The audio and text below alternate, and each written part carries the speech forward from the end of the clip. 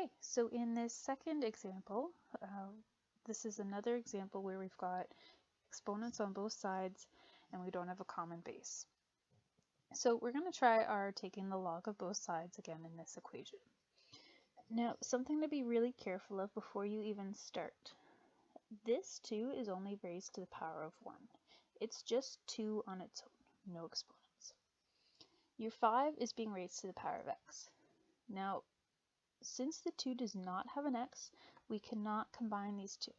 We can't rewrite this as 10 to the x because it's just 2. 2 on its own without any other exponents. Okay, so keep that in mind. Unless the 2 also has the same exponent, you can't multiply, and I would say, rule of thumb, just leave it separate anyways. So let's start off with the same as last example, where we're taking the log of both sides. And then for your brackets around the 5, it doesn't really matter too much where you put them. You can put the x on the inside or outside of the bracket, doesn't matter. Okay, so on our left side, we took the log of everything. On the right side, we're going to take the log of everything as well. So 10 to the power of x plus 1.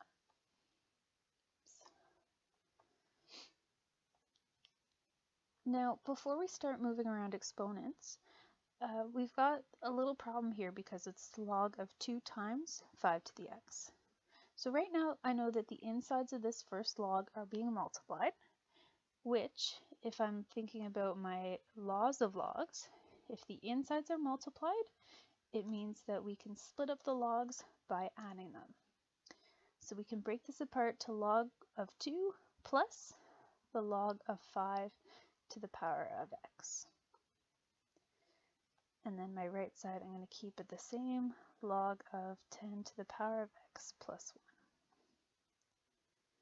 1. Perfect. So good start. We took the log and we split up this first part into 2 separate logs. Now again, we're trying to solve for x, so it doesn't really help us having x up here in the exponent. So we want to try and bring x to front. So in our log 2 stays log 2. But in our log of 5 to the power of x, we can bring that x in front. So x log 5. On my right side, the x plus 1 would come in front. So I could rewrite it as x plus 1 times the log of 10. Or if I were to expand it out, that'll give me x log 10 plus log 10.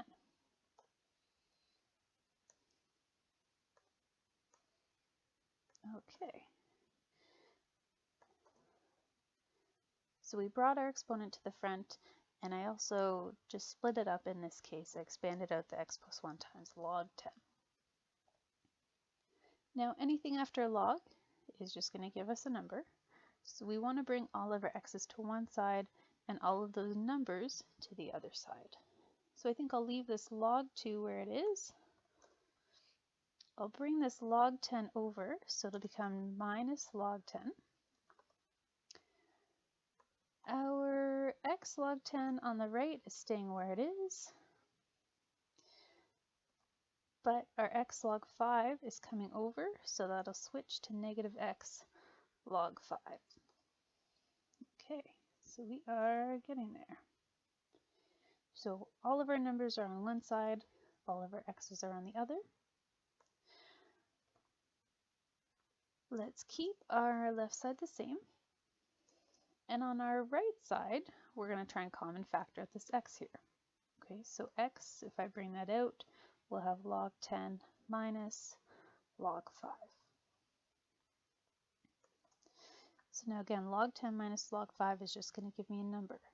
So x times something, well, to get rid of that, or to isolate for x, we want to divide by this part of the equation. We want to divide by the number that x is being multiplied by. So what we're going to end up having here is log 2 minus log 10. And we're dividing out this part, the log 10 minus log 5. And then on my right side, if I divide out the log 10 minus log 5, it'll cancel. So on my right side, all I'm going to have is x.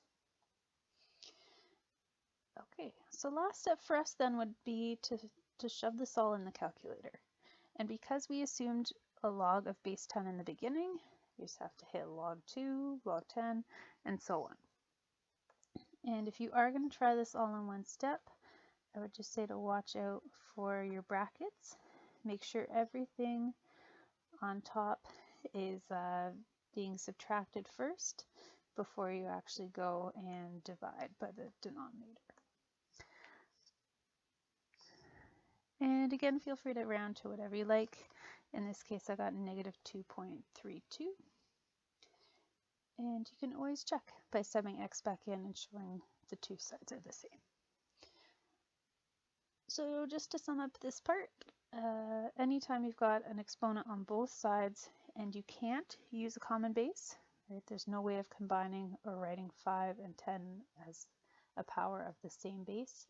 You can always take the log of both sides and then use your exponent laws or your laws of logs to bring those exponents forward and kind of work your way through that way. So I hope that helped.